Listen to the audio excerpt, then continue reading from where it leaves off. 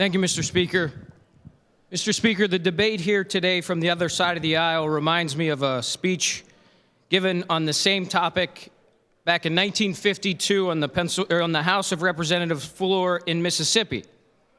Representative Noah Sweat said on that day that he said, "My friends, you've asked me how I feel about whiskey. All right, here is how I feel about whiskey. If when you say whiskey, you mean the devil's brew, the poison Scrooge, the bloody monster that defiles innocence, dethrones reason, destroys the home, creates misery and poverty, literally takes the bread from the mouths of little children, then certainly I'm against it.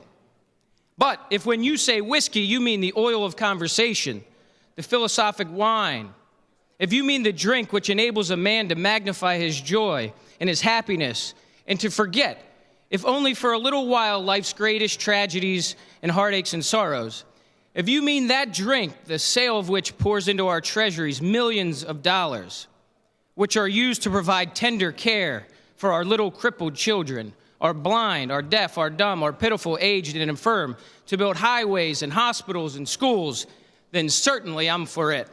This is my stand. I will not retreat. I will not compromise."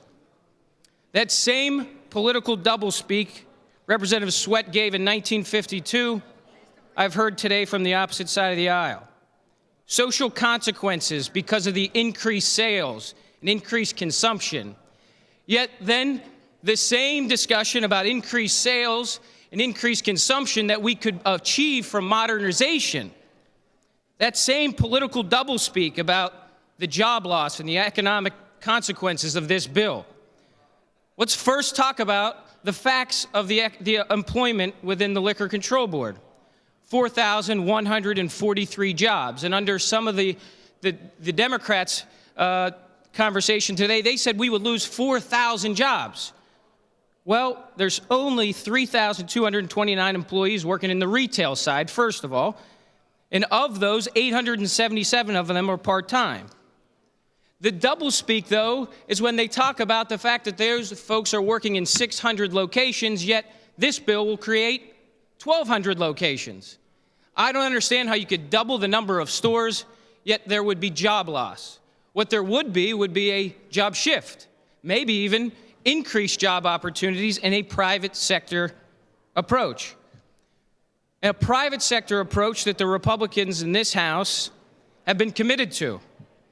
That's why we've seen a more competitive marketplace that has reduced our unemployment to 4.8% compared to the national average of 5.7%. All of us take the jobs of Pennsylvania folks very seriously.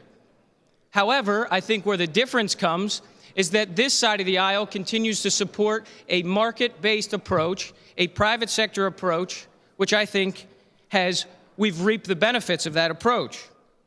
It's been well stated today that the Liquor Control Board has two functions: to regulate, enforce, to educate about the potential abuse of alcohol consumption, and to protect alcohol from getting in the hands of minors. But then they also have the function to maximize sales, to increase consumption and revenue. Under this bill, the Liquor Control Board will not be dissolved. It will maintain its appropriate function.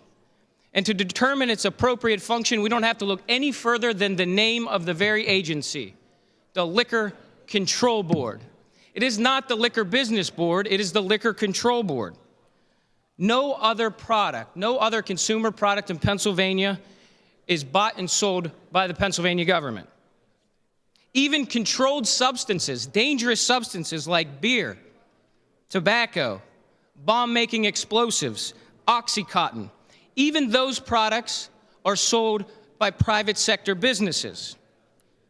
Government should not be in the retail business. With that said, all of us share the goals of the passionate, well-intended Republican chairman from Bucks County.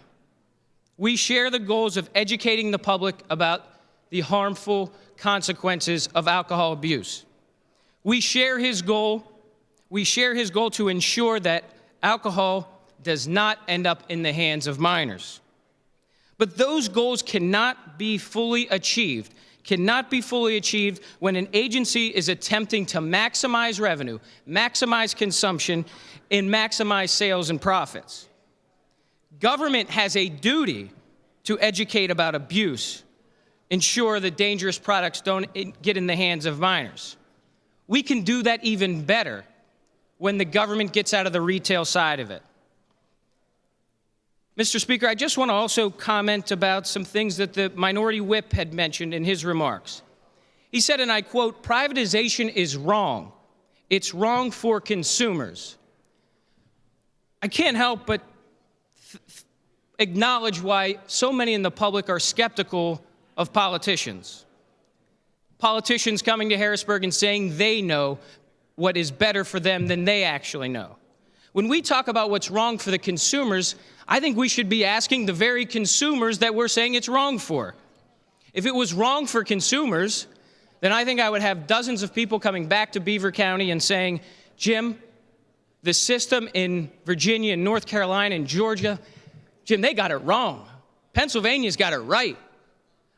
In 6 years of coming up here, I've not had one person ever travel outside of Pennsylvania and tell us that our system is right and all the other 48 states are wrong. Mr. Speaker, it's evident by millions of Pennsylvanians continuing to tell all of us that they want, as consumers, they want privatization, and I think it's wrong for us to tell them that they're wrong. Mr. Speaker, he also said that privatization will do nothing, this bill will do nothing for increasing convenience.